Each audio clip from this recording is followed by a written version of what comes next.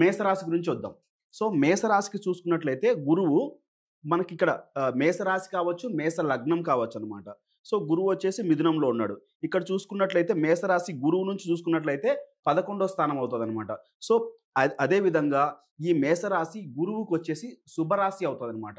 ఎందుకంటే ఇప్పుడు గురువు, అలాగే తర్వాత కుజుడు, రవి, కేతు వీళ్ళంతా ఒక టైప్ అనమాట. అంటే ఒక మిత్రగ్రహాలు అంటాం కదా, అలా అనమాట. అలాగే శని, రాహువు, అలాగే తర్వాత శుక్రుడు, బుధుడు వీళ్ళు అంతా ఒక యూనిటీ అనమాట.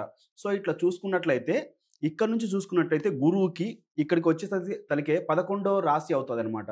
11వ రాశి అయ్యింది. అక్కడ రవి, బుధుడు ఉన్నారనమాట. అంటే ఇక్కడ ఒక బుధాదిత్య యోగం ఏర్పడింది. సో వీళ్ళకేమవుతుంది అంటే ఈ మేషరాశికి ఖచ్చితంగా వాళ్ళకు వృత్తిపరంగా కావచ్చు, అంటే లాభాలను చేకూరుస్తుంది అనేక విధాలుగా. అంటే ఇప్పుడు సపోజ్ ఇప్పుడు అతనికి ఏదైనా ఉద్యోగం లేదనుకోండి, ప్రయత్నాలు చేసినట్లయితే మే 15 నుంచి ఉద్యోగం రావచ్చు అనమాట.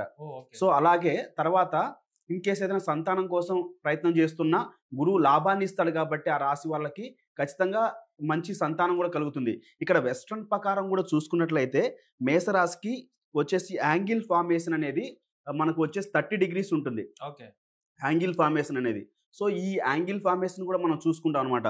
సో ఒక రాశి నుంచి ఇంకొక రాశికి 3 రాసుల దూరంలో కానీ 5 రాసుల దూరంలో కానీ గ్రహాలు ఉన్నట్లయితే దాన్ని మనం వెస్ట్రన్ ప్రకారం టెక్స్టైల్ ఆస్పెక్ట్, ట్రైన్ ఆస్పెక్ట్ అంటాం.